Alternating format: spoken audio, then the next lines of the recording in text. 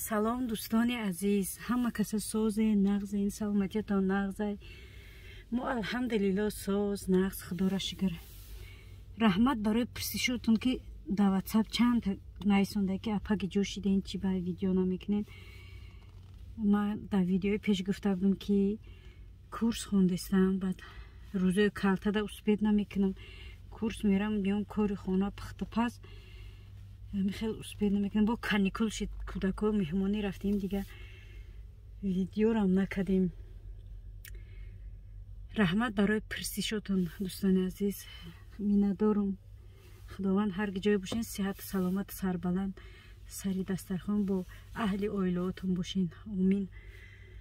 خیلی دوستان عزیز، ما در همین خنکای هوا نمیدونم چند گرادوسه نیکی خنکای برف نیست، بارون نیست، یخبندی نیکی. وقتی که من مهمانی رفتم چند روز بارون چی شهرمون سیل زد، چند جورا آب زد، آب لغت کرد. даже در اینترنت ها برو اومدن هرچی که من در مهمانی بودم. شما چی خیلین دوستان عزیز؟ شما چی حال دارین؟ فرزندا چی خیل؟ همه ساز ناز؟ من خیلی دوستان عزیز که من چی اومدم کورس اومدم گفتم کمک گرمی چی را نوار کنم، آوی سیل اومده گیره قد نوار کنم نیکی او خیلی کم شده گه به هر حال کمک نوار میکنم به هر شما پیشکش میکنم که شهر ما را چند روز پیش سیل زده بود. تا حاضرم اینا هسته یک کمتر کم شده.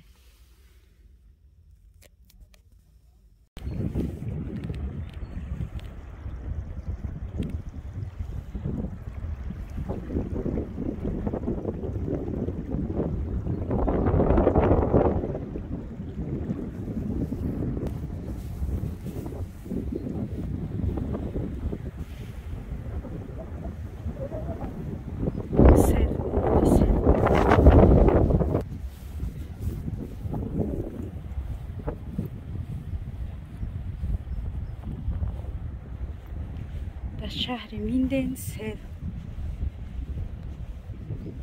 او جای پارکوفکای اونجا همه را ششته بود. روز الحمدلله اونجا قاق شده این طرفو ایره بینه پیاده راه همه محکم اول گرفته همه را.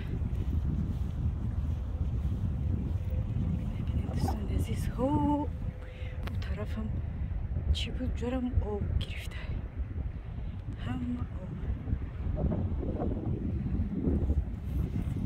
سیل اومد ولی امروز خیلی بهتر شده.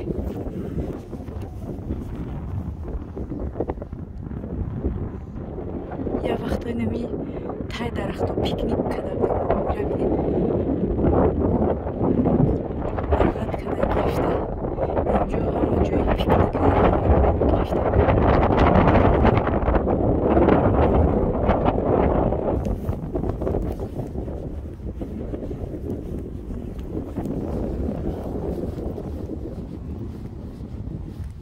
همه قخنه کلماده که نمیدارم چند گرادوسه نیکی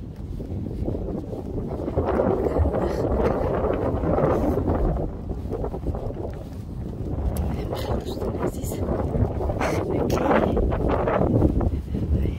سیل اومد چند بینه اینه جولی قوق شده اینجا همه اینه اون جای پارکوفکا همه را آب گرفته بود.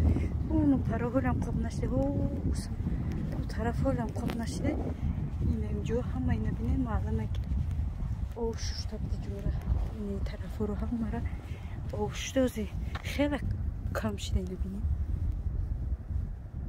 او تای درخت او طرف ترک چی بود همه جای نمی پیکنیک آدم ها بود جوره بین همه را آب ششته گرفته. اینجا هم آب اومده بود. اینه معلومه که نمی زمین هم معلومه آب ششته بود. خیرات ما نبودیم، ما در مهمونی بودیم، خونه دختر مهمونی داشتیم. вже در інтернет громадки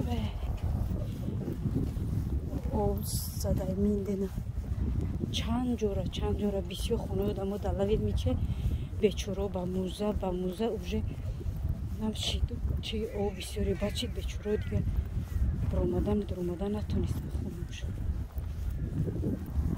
نمیخواد دوستان عزیز سیلاب در شهر